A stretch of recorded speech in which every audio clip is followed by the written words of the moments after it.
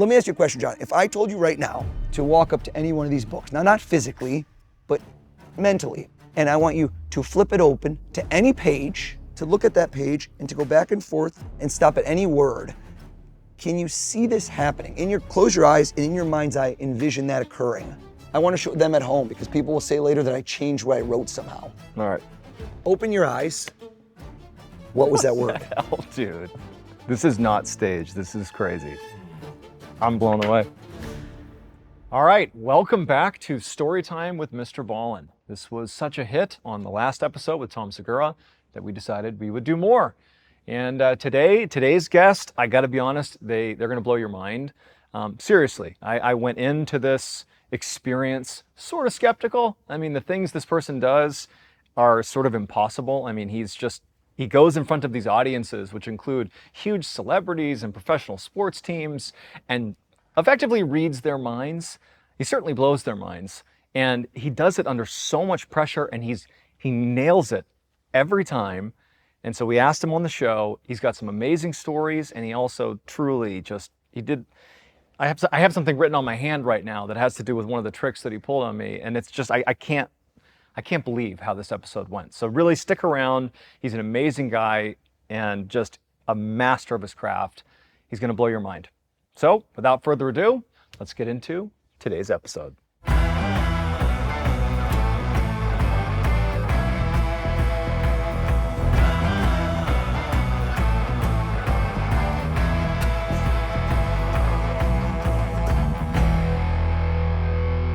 I'm Oz the Mentalist. I'm here on Storytime with MrBallen. I already know what you're thinking. Stick around.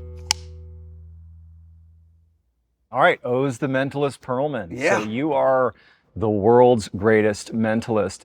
I mean, lately I have seen you pop up all over the place. You were just on Joe Rogan and his reaction to when he guesses his Pissed ATM. off. Joe, you have not seen him that angry in a while. You know, he goes down the rabbit hole of conspiracy theories, and he was like, did you hack me? Have you literally gotten into my life? How did you get my PIN code? I liked how you were like, hey, let's just be spontaneous. You're like, look, I'm gonna try to guess your ATM PIN code. And you could just see it on Joe.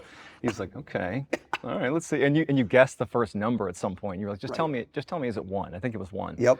And he's like, all right. But then as soon as you began doing it, you could just see his whole mentality, everything shifted. And you can just see as the audience, if this is staged, it's the best staging I've ever seen, because his reaction was not pleasure. It was like, stop.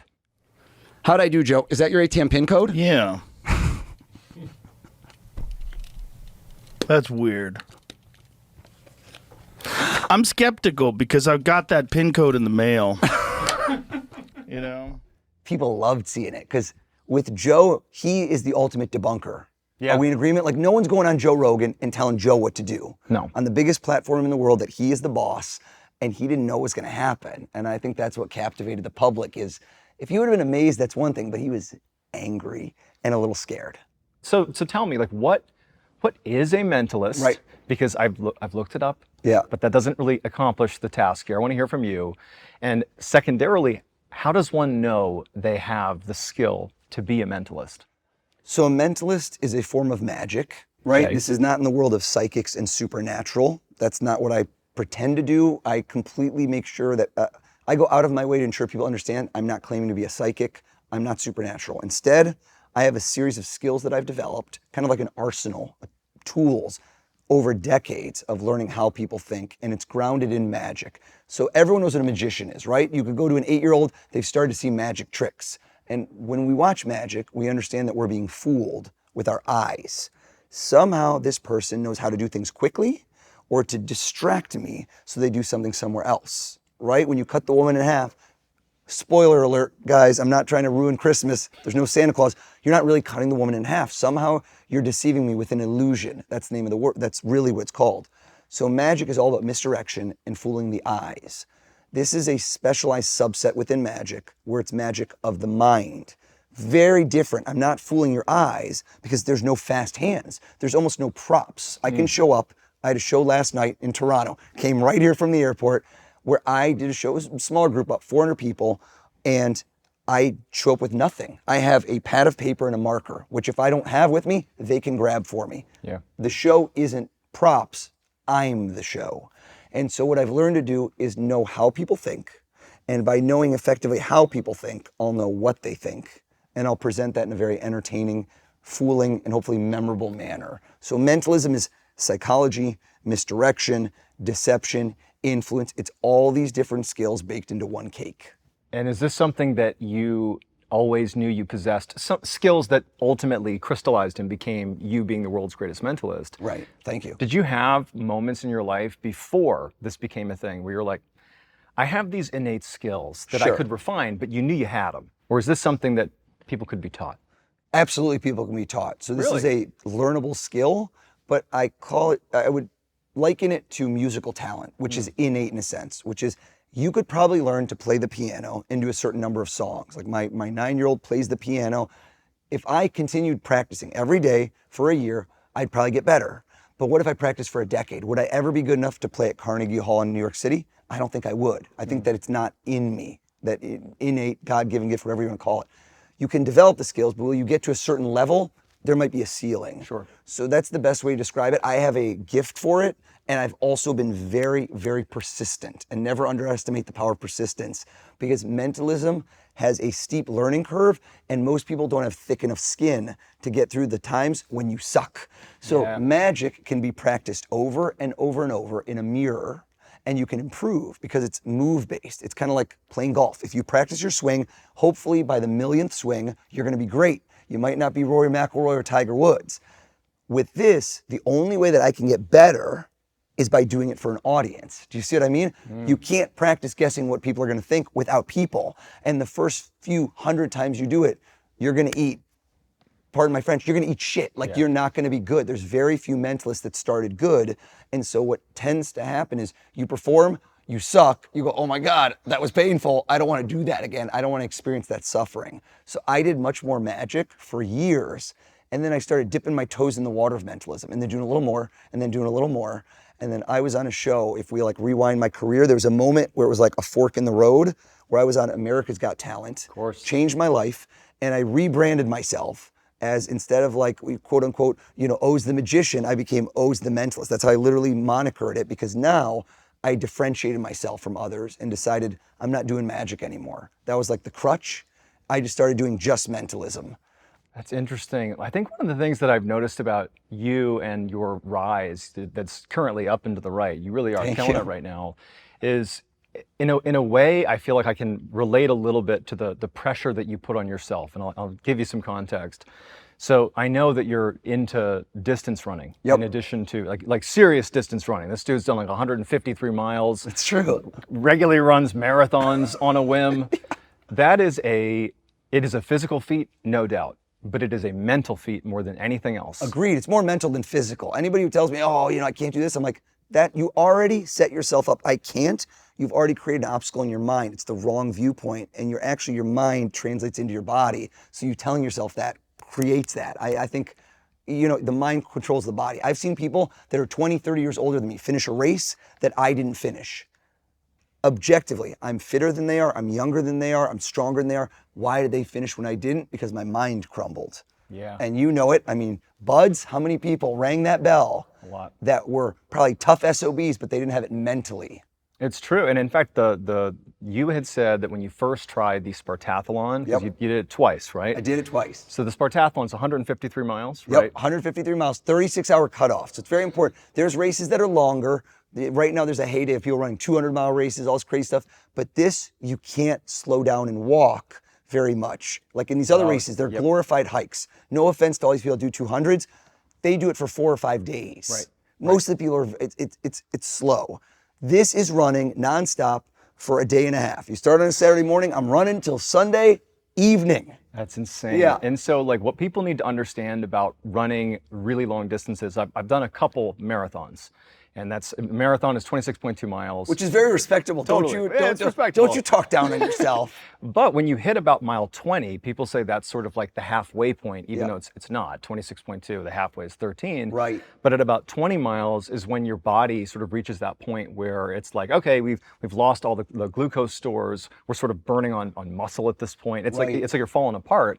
And I remember when I ran a marathon and I hit mile 20, it was like I can barely move and I have 6 miles to go. Right. So for anyone that's even thinking, oh, 153 miles, yeah, you just suck it up and go. That's not how that works. This is like a mental test of magnitudes you may not understand, but you had said if the first time you did the Spartathlon, you did not finish. Didn't finish. And you knew as you're running along, you're like, I'm not going to finish this. Right. And you're writing the story in your head that you're like, how am I going to spin this to the people that, they expected me to finish and I didn't. Yes.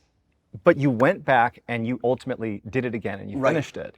That's so highly unusual. One, that you went after it in the first place, but two, that you went back and did the race. I think that says a lot about not only your mental toughness, but why you have these innate skills, you've honed those skills to become the mentalist that you are, but you obviously have this ability to put yourself in these highly mentally stressful environments and perform not just well, but at your literal best. Right. And so like, dude, you go in front of an entire NFL football team.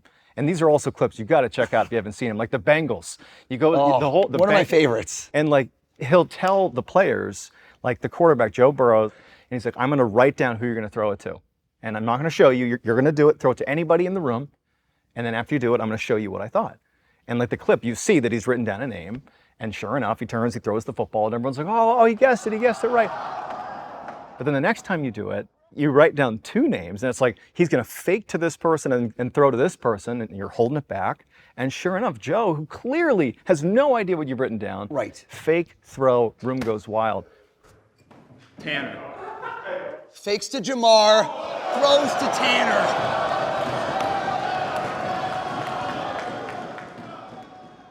How do you put yourself in that position consistently and just stay calm enough to do those things when the outcome's binary? That's so stressful. How do you do it? So I think your mindset, and this is where the ultra running and the mentalism go hand in hand, and I think each one has improved the other. Truly, there's physiological things involved, which being able to be calm under pressure, that calmness directly creates the success in the situation, which is when you start panicking, those chemicals that flood through your body can indicate to other people. The same way that animals can smell fear. They can literally smell fear. I think we still have that hardwired in us. We are still animals in a sense where we don't trust our instincts, but we can feel it. Like right now, if somebody walks in the room, even if you don't know that they're there, you have situational awareness where you can sense somebody walked in. How is that, right? It's not sonar. There's something in you that I don't know how we explain that's a sense that can indicate danger, which I'm sure you've had. You can sense on high alert and something floods you because that fight or flight. So in those situations where it's do or die, not literally, but if that screws up in that room, there's no safety net. This football team didn't walk in and get set up and say, hey guys, act excited for this random dude. No. Joe Burrow, the funny part about that clip was the day it dropped, the day before he signed the most lucrative contract in NFL history, $275 million with some obscene number that was guaranteed, like $184 million, fact check me. So the best comment, the comment that run up the most was go, dude, he clearly paid this guy to do it. And then my comment under to this guy was, bro, I wish I had enough money to pay Joe Burrow off to pretend to do this. And it got up like 10,000 times because it's so comical. It's like, how do you think? Right. The behind the scenes on that, by the way, is great because Joe is very shy. He's a great guy, but I had no time with him. And when you go to these football teams, there's a series of people that are intermediaries. Sure. I'm not talking to the players. No. There's the PR team, the communications team. These are organizations. And they say to you, that person doesn't want to be involved. And so I say to them, with all due respect, I'll see who wants to be involved. I say yes, but when I get in the room, my job is to convert no's into yeses, where some of the people that thought they wanted nothing to do with me, I'm gonna win them over. And the Joe Burrow thing, yes, there was an amazing trick, but getting somebody who, when they sat down in their mind, said 100% no, I'm not getting involved, and then having them not only say yes to what I was gonna do, buy in, but then have a monster reaction that's since been viewed hundreds of millions of times and helped change my life. That same thing, that set of skills on how to win people over, influence them, is applicable to everyone in every facet of your life. It works in business if you're doing sales. It works in relationships, whether it's people you know closely and you want to create deeper bonds, or whether it's people you want to win over, whether it's like a romantic sense, friendship sense. It's how do you meet people and connect with them in a deeper way and get them not only to like you, build rapport, but both of those two things are to do what you want them to do. Not in a nefarious way, but think about Right. it. I'm a parent. I'm trying to win my kids over. I'm selling them all the time my ideas, which is please do your homework right now, even though you don't want to because there's better things to do. How do you convince them in an effective manner? And that is a form of mentalism, which is knowing how people think and using it to your advantage. That's what I'm doing all the time. And those are the skills you can apply. Going back to what you said with Joe Burrow and all these situations, I have used the running to calm myself and to not think of the finish line, which is when you're at 20 miles Yep. and you're miserable, Yep. it sounds like 6 miles is so little. It's just 6 miles, man. You've done a 10K before, but in the moment, every step hurts. I'm miserable. I'm puking. I feel terrible. I want to be done now. I want to be on a couch eating ice cream now. What the hell was I thinking doing this race? I am not a superhuman. Like literally, it's the same way that a friend of mine, David Goggins, will say, Oh, man. I don't want to be out there running in the rain, in the cold at 4:30 a.m. But the fact that I don't want to do it is why I'm doing it. Because that's where the real training hits. The moments where it becomes hard is where you learn who you really are. When I'm sitting here talking about running, it's easy. Oh yeah, it's fun. I want to get to the moments where I'm in the deepest, darkest place and I'm asking myself, questioning, why am I doing this? Don't want to do it and I still persevere. That's where you become stronger. It's where you tear the muscle and grow it back stronger. And those skills have allowed me, when I'm in those pressured moments and that ultras are like something I stand on, where I'm completely calm and I'm Interesting. very aligned and I'm not going to panic. So the people around me see how calm I am and I can still keep them within my control. What you're doing is so stress-packed, almost on purpose. Right. You're going in front of this crowd that's like big professional athletes, like all these celebrities, and you're gonna like walk in and impress them and do something that's just unbelievable. Right. Is there thrill out of the fact that you know going into that you're gonna be calm and people will see that not only will you perform, but for you, this is what you do. Do you seek these moments out because that is empowering for you? Man, if we got like into a therapy session of like Freudian, I keep taking big swings at things that I don't know if they're necessarily going to work. Yeah. But I think that the audience can sense the danger, the risk. Yes. That's what's exciting. And so you can feel the excitement through the camera. It's what captures you. Because I don't know, I can't explain it. It's the audience can know internally that this might have gone wrong and yes. it didn't. And that's why you get the big reactions. So I've done a couple of live speaking engagements, just telling stories to crowds. And I remember I told my production team as we were getting ready to put it together, like, how do you want it to go? How much production value do you want?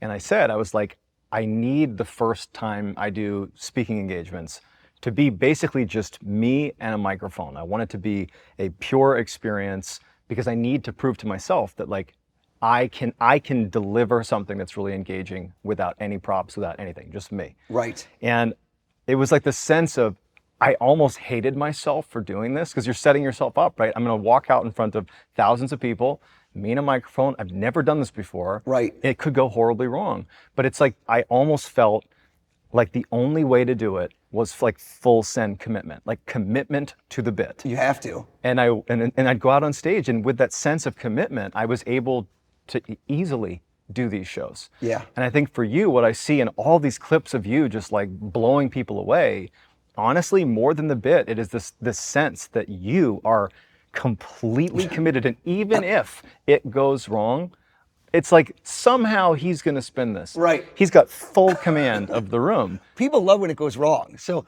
there's that level of why are those traffic jams where you're like, why was there such a traffic jam? The rubbernecking, right? The human instinct that's in our DNA of liking to gossip and liking to see what's going on with them. Oh, look at that car, holy crap, right? Everyone does it. We're all slowed down. We're on the freaking BQE and what just happened? Why is, like I-78 is jammed up because one jerk was texting. Yeah. And we have to watch that. So that same approach is, again, hardwired in our DNA. So in my show, I'm very keenly aware of moments where I can create stress, confusion, or light chaos. And I can make it so that you forget the things I want you to forget. And then I put the camera on the things I want you to remember. And during the moment where you're recounting what happened, I'm telling the story that you're going to remember in your mind. People don't realize that memory is malleable. So we think of his memory as the same thing as this camera shooting me right now, that we could rewind, play back, and it's it's immutable. It never changes. It's on camera, Right. right? It's not. People remember certain things, and they are typically related to emotion.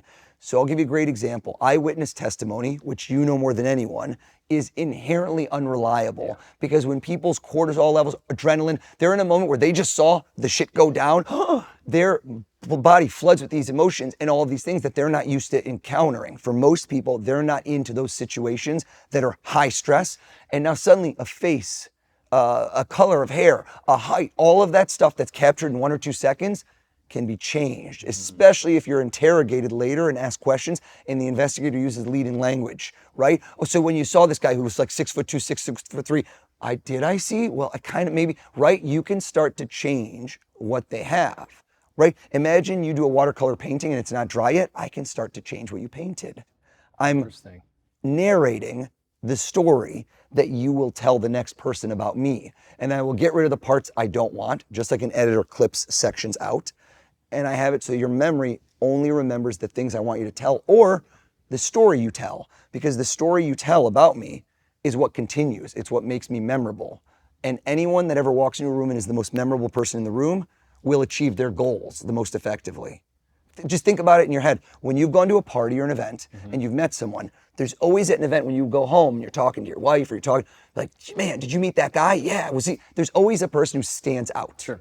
If it's a good party. Otherwise it sucks for you, like everyone's boring. But what made that person interesting? Now, I think in a lot of instances, it's the fact that the person who's very interesting isn't a big talker, but they're very interested and they bring out the best in you. And you feel like, man, they were so interested in me and they give good stories. And they ask me questions I'd never been asked before. And that kind of elevates a certain level in you where you get excited to be around them. Some people have a natural charisma and you analyze what is a natural charisma? What is it that they do when they walk in the room? They approach with confidence. They typically approach not a direct thing. So another thing that is very important, body posture, body positioning, and how you walk up to somebody you don't know instantly puts you at ease or makes you feel ill at ease and like they're intruding your space. If somebody walks up to you too close, whoa, bro, Chill out. what are you doing? Chill out. If somebody approaches you quickly and they're talking and they're not slowing down and you don't know when they're gonna leave, then you start getting this feeling of, oh God, am I stuck in this conversation for a while?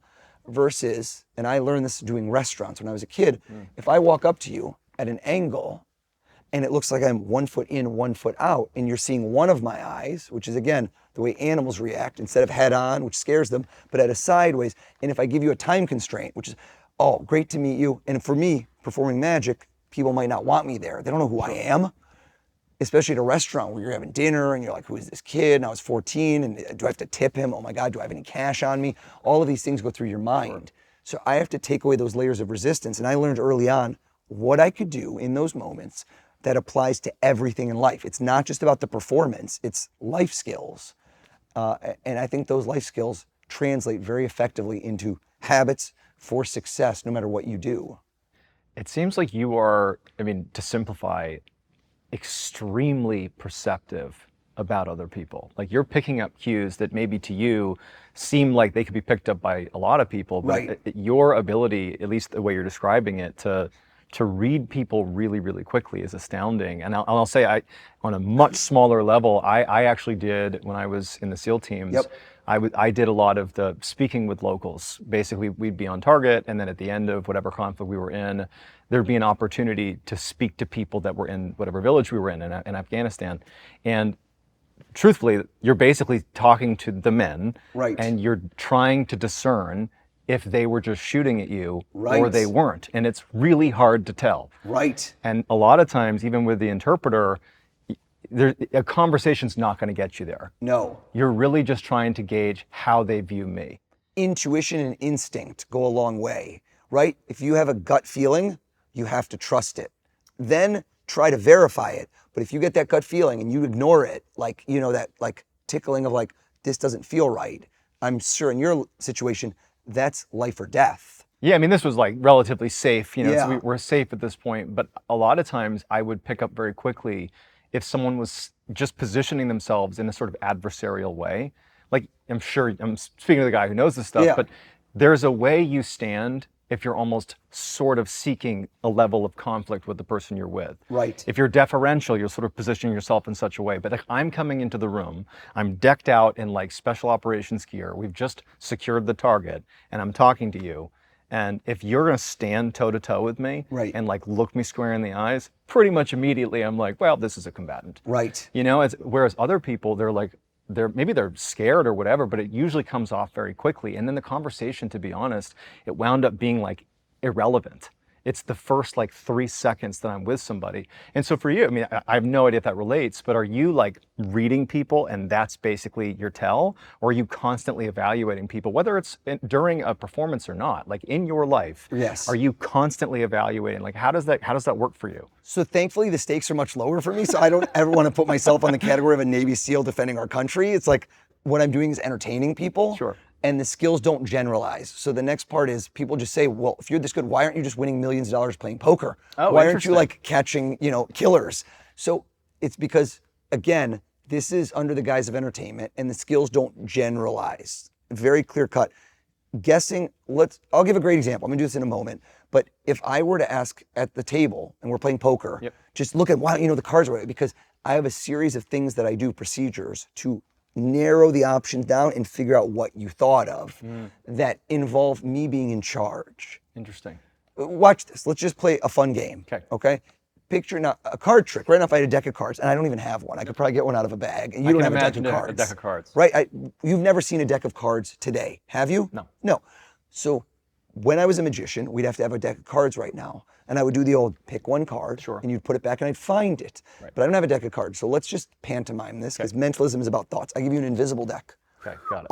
You mix them up. John, shuffle them up. Let's see the skills, okay? And now All right. you take those cards, and I want you to do this. I want you to spread them out in front of you. And spreading them out in front of you means you can see all 52. Yep. And you can make a conscious decision, which some people would say later, well, he somehow influenced you. He used certain words, maybe used certain hand gestures. Something was already planted in your mind so that you would do my bidding. Okay. So I want to make this even more impossible. Take the cards and close them up again. Give one more shuffle just to be safe. I love it.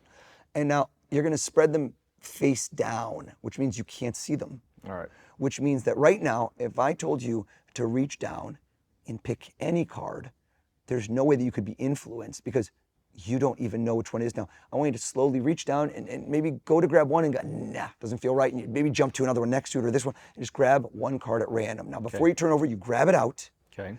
And agree in agreement, it's absolutely impossible that I could know what you just picked because it's not real. It's an invisible card that you haven't even turned over yet. You don't even know what it is.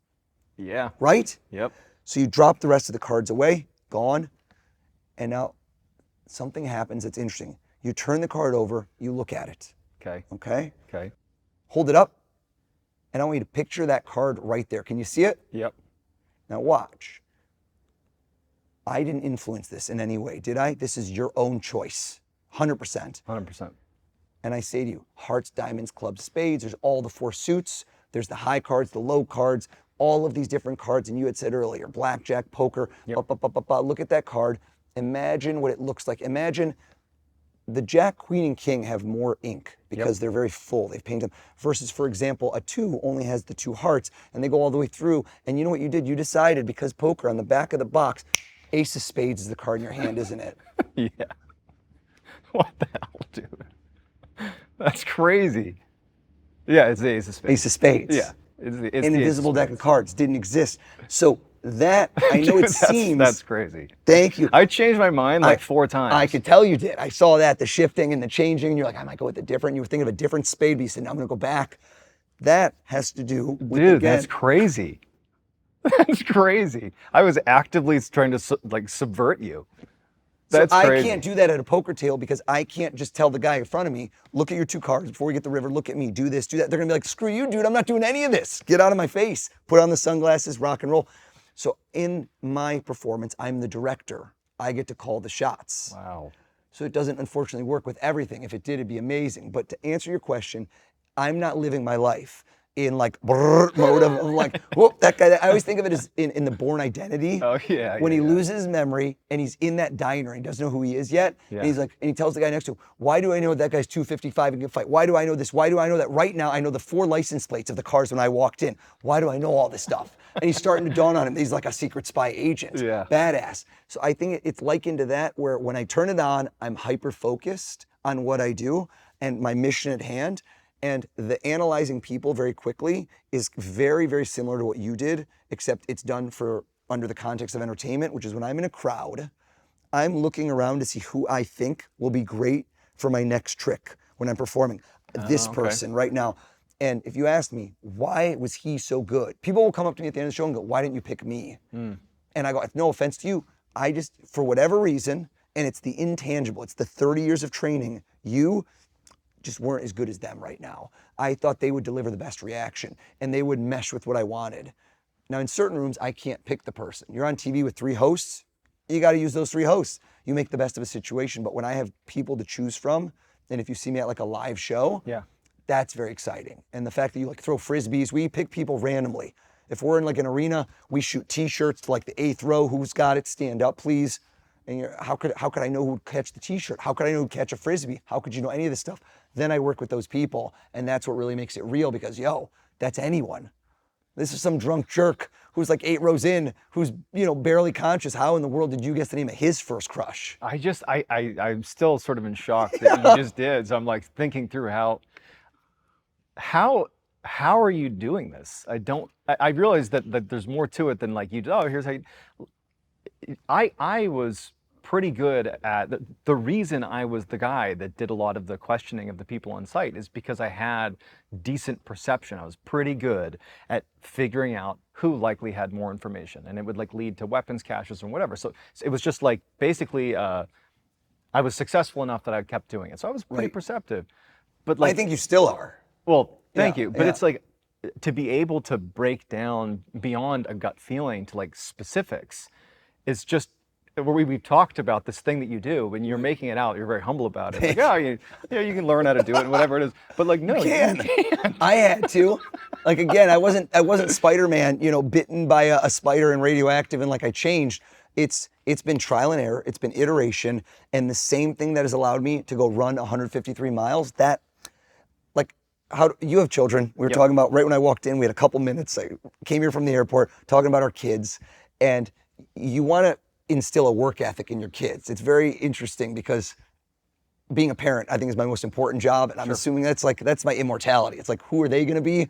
Because as soon as you have kids, you start to feel like, I'm going to die one day and this is my future and their future. And it's like, it really, no greater joy in life. But how do I instill a work ethic in them? Because my kids aren't going to grow up the same as me. And I'm feeling, I don't know what your beginnings were. Mine were very humble, where I had to work really hard. And I was like age 16, I was supporting myself, which I don't wish upon my kids. They'll never know what that means. But I lived on my own and I had to pay for college and I had to find an apartment, and like nobody paid for this stuff. So I had to figure life out early, which at the time I felt kind of pissed because I'm like, all these other kids are going on vacation. They have a car, their parents. I don't have any of that. But now in hindsight, that set me up for success in a huge way. And it made it so I didn't have a safety net. So I had to become the safety net.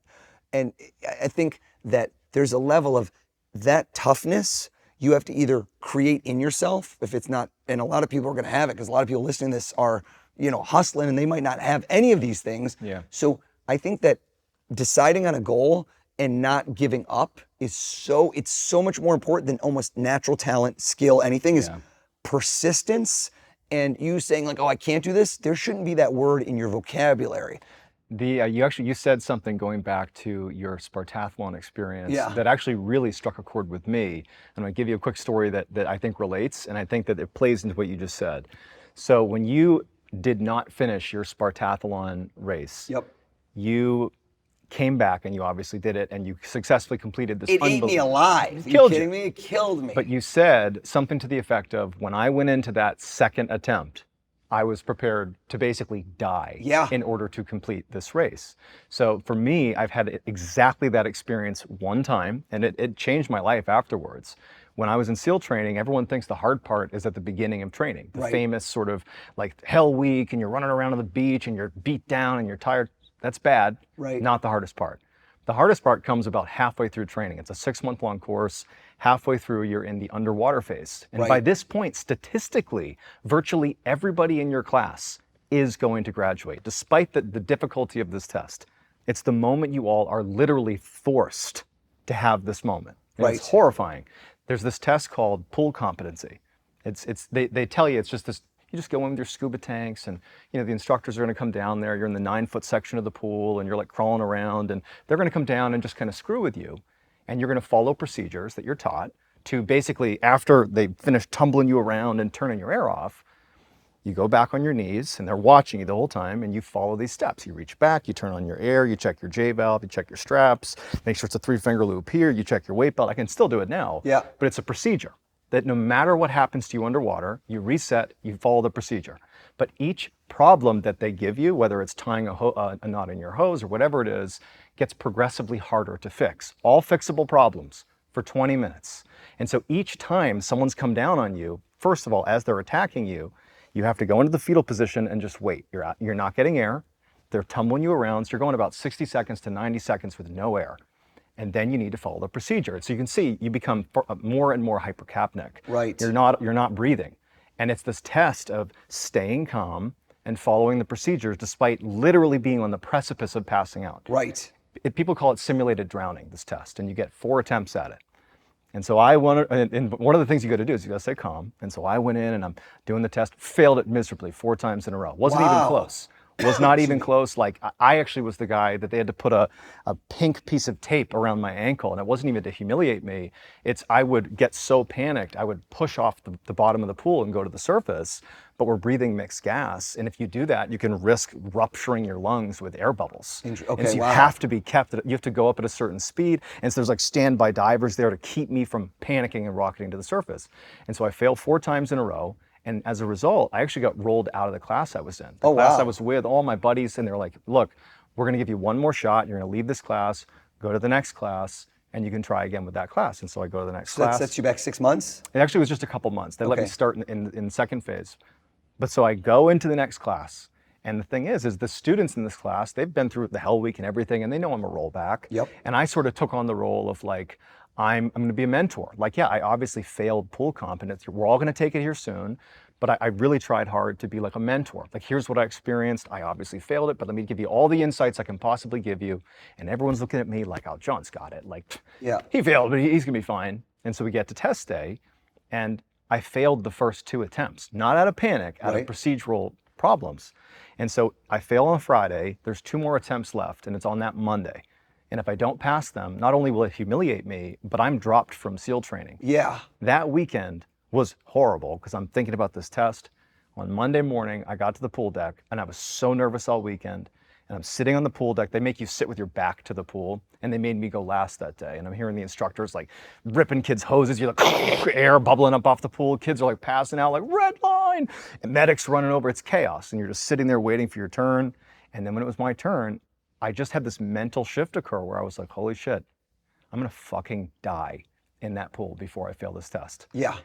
And I got in the water, and it was like calm comes over me. And I begin this test, and it didn't matter how long I went without air. It didn't matter what the problem was. I had fully committed to this concept of I will literally die before I fail this test. Yeah. And I passed, and it was so easy. And it showed me that like there's a point where you can convince yourself that your mind can sort of override all the discomfort, and you can basically do whatever you want. And you described when you went and did the Spartathlon the second time, that feeling of, I will die before I don't finish this race. 100%. And sure enough, you did it. And so do you think that's something everybody can achieve, that level of, I will go full send no matter what? Because I think for you, clearly, you put yourself in pressure situations and you just go for it. Like, I feel like maybe that's something that we have that others don't, or do you think that anyone can tap into that? That's such a tough question because it's so hard to speak for other people. And where mental toughness comes from. And I think you build it up over time. I don't think you're born with it at all. Sure. And it's those failures that reinforce later. Had you gotten it on the first try, where would you be today? Isn't that a funny question to ask yourself? Yeah. Would you still be this person? So when I came back the second time, I had this guy who I saw at mile, like I don't remember what mile it was. I DNF'd at 78. But it was this bald dude. think he was like from Eastern Europe, and he's wearing this thing, and we're in the middle of the night, and I'm a wreck. I'm a wreck, bro. Like, just been puking maybe 100 times, and now I'm writing my DNF speech, which in the parlance of ultramarathoning is did not finish. They don't write a time next to your name, they write DNF, which is so embarrassing and just kills you. And so I've already written my speech, what I'm gonna tell my wife when I went to Greece and spent all this money, and my friends who were like, dude, how'd you do on that race? And you gotta eat it and tell everyone, well, you gotta have that story of like, I'm gonna learn from this experience and I'm gonna come back stronger, like all that bullshit that no, you should have finished. And so I see this guy and I'm already talking all this stuff like, oh man, I don't have it today. We're at an aid station together, middle of the night. We haven't slept all night. And this guy looks at me, he doesn't really understand English. In his eyes, he's these crazy eyes where they're open. I'll never forget it. He looked at me and he goes, if you cannot run, you walk. If you cannot walk, you crawl. But you never stop. Like a psycho, like a zombie apocalypse. And in the moment, I couldn't digest it, right? I couldn't take that and bottle it up and shoot it into my vein. But slowly after I left, it haunted me. Yeah. Because this guy, like what he had in his eyes is what I need to have the next year. And so that like slowly worked into my DNA. And when I got there, I was you on that attempt. When I started, there was no doubt. There's no doubt. Yep. I am finishing this thing no matter what. And when the voice enters my head that says you aren't finishing, hey, what are you talking about? You don't exist. Gone. We go right back to the mindset. I'm hardened steel, titanium, where I'm finishing no matter what. And if that means I'm walking the next 24 hours, puking with a splint on my leg, I'm finishing this race because now this is life or death. That's incredible. Yeah, it's funny. I rarely meet people that have had a comparable experience to what I described with pool comp, but it's so clear, like for you, this is like a defining moment. And so if people understand that in their own lives, that if your thing is, oh man, I really want to start a business. Oh man, I really want to run a Spartathlon or be a SEAL or whatever it is, whatever someone's goal is, however big or small, if the stakes were as big as they could possibly be, you could do it. Right. Or you could die trying. That's the level of commitment that some people need to understand goes into success. It's a compounding effect. Right. As soon as I became a SEAL, it showed me that I now have the capacity to set big goals and achieve them, not be someone who claims to want to do things, but then write the DNF story of why I never actually did it. Right. And that knowledge, that exact way you said, the knowledge that you did it now changes the way your mind is wired. Because now you go, oh my God, what else could I do? And now if I set my mind to it, you start to believe in yourself in a certain way, and that becomes self-fulfilling. So I think for whatever people do, again, if it's inspirational messaging, like my book is designed to be motivational, but it's designed to be action-oriented. Like I want to teach people. Actually, I'll hold it up while you're talking. How to take action. So like literally the words I use, and I thought about this a lot, was proven habits for success. Because a lot of people think you're going to get this book is that I'm going to teach you magic tricks or mentalism tricks. And the real talk is you can find those elsewhere. So the book is not going to teach you tricks. I need everyone to know because they're going to buy it and be like, dude, where do you teach me what Joe Burrow, how the hell does he throw the ball? I go, I'm not going to teach you how I do the tricks, but knowing what somebody who might have control of your life, knowing when to approach your boss, what to say, and how to get the raise that you've been working for the last 2 years, what if you could do that and up your chances by 10, 20, 30, 40% of doing that and getting them to do what you want? That, to me, is worth a couple bucks. That's worth your time, which is even more valuable than the amount of money for the book to read it.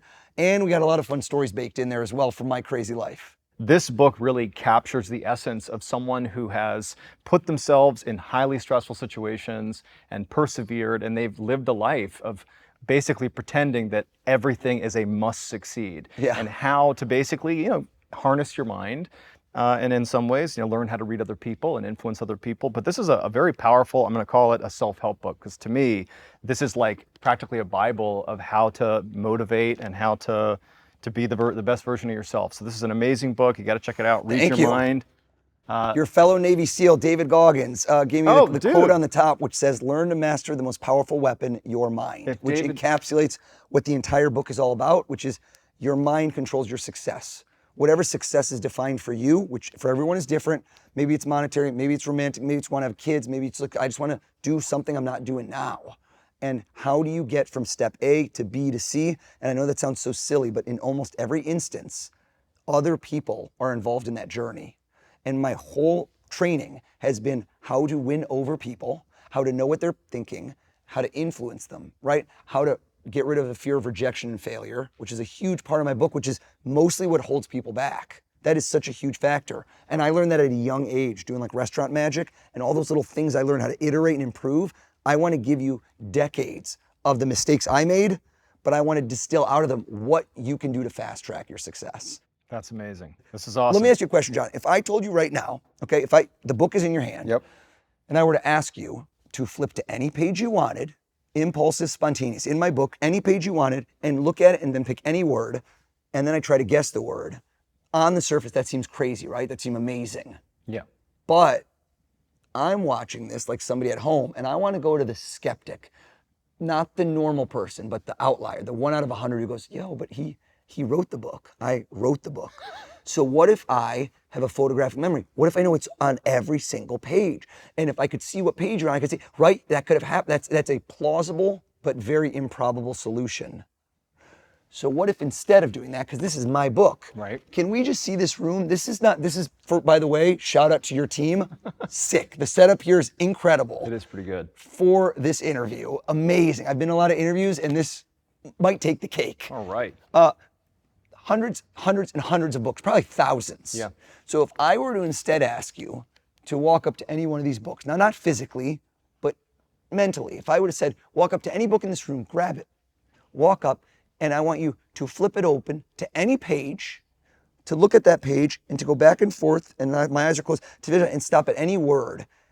Can you see this happening? Close your eyes and in your mind's eye, envision that occurring. Did you just play it out? Yep. Okay. Open your eyes. Be honest, right? These people trust you. They've seen you for years. This isn't staged. This isn't set up. There is no conceivable way I could know what you would have done. You didn't even know what you were going to do before I asked you to. Yeah, fair.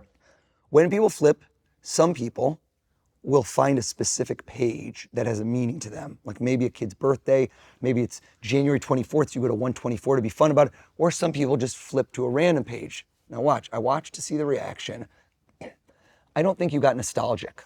Personal reference, the page you picked, it doesn't have a meaning to you, does it? No. I didn't think so. I didn't see it that way. I also see it as when you just flip, you go, stop. You were quick. You felt rushed, so you rushed. I could see it. You feel a little tense. So some people would, and they would have gone longer in the book. Again, you don't have to tell me this. Do we have a marker? Do we have something we could write with? I have a pen. A pen? Okay, I'm gonna close. Is that your pen? It is my pen. Okay, I'm gonna close my eyes, and I want you to do this close to your body and on the palm of your hand, and make sure there's no way I could see this and there's no camera behind you. Does it write? Does the pen write? Yep. Okay, I'm gonna close my eyes. On the palm of your hand with no camera, nothing behind you, write as big as you can what page number you went to in the book. When you're done, blow on it, put it close to your chest. Nobody could have seen that, correct? Correct. Okay. Can I open my eyes? Yep. My gut says, again, I'm fishing. Did I get a bite? Yes. I reel it in. I think you went with an earlier page. My gut says, because I was seeing what you would do, I think it was 2 digits. Now I ask myself, look at the smile, the laugh, I might as well said yes. So I keep going. It's so unlikely that you would have done the first 30 or 40 pages because it's too, you can't even flip the page. You open a book and you go, it's already off your thumb before I've even got to page 50. So now what feels like a number that's got like some text, but not, and I think that you would have done, right, the backward hat, couple buttons open, showing some chest hair. He's more of an odd type of guy than an even. You're not a by the book. I think you might have thought of the number, chuckled, and been like inappropriate. So you wouldn't have done 69, even though it's so funny. You did 67, didn't you? Can we see your hand? Is the number 67? Yeah. Dude, that's insane. What, dude? How? Any book, any page, but any word is near infinite. I don't want you to write anything. People are going to say he's got a trick hand, he's got a trick pen. This is your stuff. Yeah, don't this write is down legitimate. a thing. Whatever word you saw in your mind in a book, not a real book, you imagine. Throw the pen away. I want you to count without using your fingers, Okay. to count the number of letters to yourself, not out loud in the word you selected, just to yourself. Count it to yourself. Don't say it out loud at the end. Some people, right when they get it, they say it. All right. No?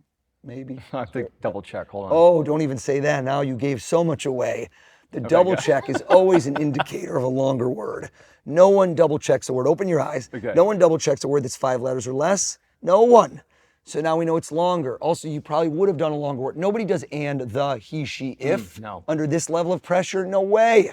We're balling, baby. I think he did a longer word. I think this place, it's got this ambiance of like gravity.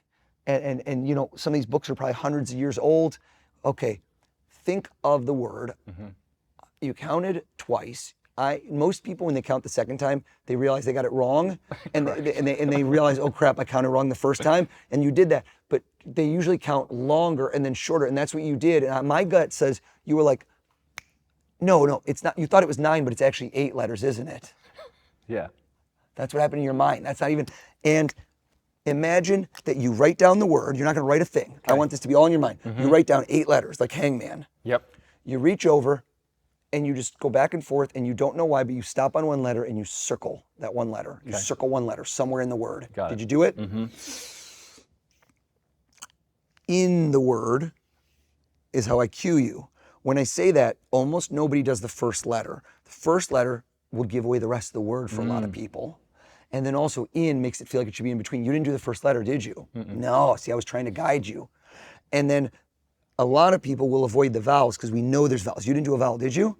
So again, we're going down that path. And now you jump back and forth. You're like, do I do this one? And my gut said you were about to do a letter, but and you jumped over. The letter you're thinking of, no, I don't think, it's not in the word more than once, is it? It is. It is, right? It is because you jump between the two of them. But yeah. And what's weird is the first letter you were about to circle, but you didn't. You were going to do a T, and you didn't. You're thinking of an S, aren't you? Yes. Swear to them. There's no setup here. This is not stage. If you wrote this is going to be literally, we have mind-blowing. a book, a room with hundreds of books, thousands of books. You imagine in your mind picking one up, opening it up, and going to any word. Close your eyes. Can you cover them with your hand, please? I want to show them at home because people will say later that I changed what I wrote somehow. All right. His eyes are covered. Can we see this from any camera or no? Have we seen one? Open your eyes. What are you picturing in your mind? You flipped an invisible book to page 67. You saw hundreds of words. You stopped. One of them jumped out at you. What was that word? Chastise. Chastise. What the hell, dude? It's such a random word. That's crazy. This is not staged. This is crazy. That's crazy. I picked that because that's the most bizarre word I could think of. That's crazy, man. I don't even know what to say. I'm like looking at other people. Like I don't even know what I'm supposed to do. That is, I gotta be honest. I don't even know what to say. I'm shocked. I knew you probably would be able to do this, but this is not set up. But he walked in, and within 2 minutes we were filming. This is, I'm blown away. Create memorable moments that people take and the stories they tell. And you could chastise me, but you got a story that's going to live in your brain for a while. That's my goal. Is I just put a splinter in your brain Oh my that you're going to try to pick out for years. And be like, how did he know? And I wasn't even going to do page 67. I did that at the last minute. I changed. That is so wild. What was like your first time doing this? Like your first big moment of big trick with a big audience, and you nailed it. So I think certain things in life can't be bought, but have to be earned. Sure. The same way when you're in SEALs training, there's no check you can write to get that, right? So certain things in life you really have to earn. And so when I did that show, America's Got Talent, Yeah. I never expected to go as far as I did. I was truly, this isn't like, oh, this false humility. Every round I was in, I gave it my all, and I didn't think what I'm going to do next. It's just like when I hear wide receivers who at tight ends, when they say, what do you focus on when the ball gets thrown your way? Catching it. You do not think of what you're going to do after you catch the ball or you drop the ball. And so my mindset every single time was this, I'm going to just do everything I can in this round, kill it. And that's it. I never saw, and then, there was no and then, which I think is a powerful thing to do, because as soon as you start thinking and then, you start getting hung up and you drop the ball. So where do I go with this? Every round, at the end of it, it was the highs and lows were insane. Because the highs were like, I just made it through. The lows were like, oh crap, I didn't plan what I'm going to do next round, which might be in a week or two. It's got to be better than this. So it was like these two mixed emotions. So when I got to the finale, this was like the heyday of the show in linear TV, which now people are like, TV, where do I watch Right. TV? Online? This is when like 15 million people would tune in live. Radio City Music Hall live. That means I am on a stage, Radio City Music, there's 6,000 people in the audience, and this is airing to everyone live, which means if you screw up, ain't no safety net. You don't get caught. You don't go, cut. It's not going right. So if chastise isn't the word, if you didn't think of the letter S, if none of those things happened, I can't get out of it. Oh So my gosh, finale, that's intense. that was one of those moments that was life-changing. Yeah, I believe it. Yeah. I believe it. So you've accomplished so much, and you clearly are somebody that is taking big swings, like you've said. Do you have any sort of like bucket list life items that still are like, I really want to accomplish that at some point? It's funny you think that because I think I'm just starting. So like in my mind, I'm so forward facing, and it's something I tell myself on a regular basis to like live in the moment, because it's always like, what's the next thing? What's the next thing? And that's a problem in life, because when you do earn certain things or have like pinch me moments, I have pinch me moments where I'm like in the room with Steven Spielberg or LeBron, and like you just have this moment of like, dude, just think back to you 20 years ago. If you could go in a time machine, meet yourself, like Marty McFly, and be like, you're not gonna believe what you're gonna do in 10 years or 20 years. But there's a lot of things. Having my own series, I'm so excited about that. That's been years and years and years in the making, of having not just all these clips that you see, but a show that you get to see who I am, not just what I do. Right. So you get to get a feeling for like, what am I? Who am I? What makes me tick? And hopefully the book too, which is for years something I didn't feel confident to write a book, because I'm like, what story do I have to tell, man? Like, I do these cool tricks, that's awesome, but I started to really see that I think some of the things that I do in my life that are surrounding the mentalism are the actual hidden tricks and tips for success. This whole thing, mentalism, is very fresh and new. It's been around for 100+ years, but I think people are just getting this awareness of it. And it's because of the sports teams, it's because of these things, but they're starting to see like, this isn't magic. This is really cool and different, and it captivates people's imaginations. And I'm trying to elevate the field, not just for myself, but like the other people that do it. It's kind of like the rising tide lifts all ships. It's good for my industry, it's good for us, and it makes what I do like cool and innovative. And I like the fact that I'm being tied to it, where I want to be the name brand for this art. When you ask somebody in 5 years, who's your favorite mentalist? If you ask them that today, the question is, what's a mentalist? In 5 years, if I've done my job right, the instant answer to that question, you mean like O's the mentalist? Like the Google, the Kleenex, you create the moniker and the brand, because you've aligned yourself so closely with what this is that people associate you with it. Dude, on that note, where's your book? That's amazing. We got to make sure that if you want more insights from the world's greatest mentalist, check out Read Your Mind. It's his new book by Oz Pearlman. This is incredible. It has all those tips, tricks, secrets, mental hacks, you name it. You got to go check it out. Thank you so much for being on here. It's been a pleasure. Thanks, Take care, man. Thank you. Seriously, mind blown. This is, I don't even know what this is. Chastise 67, crazy. Thank you, Oz. You got it.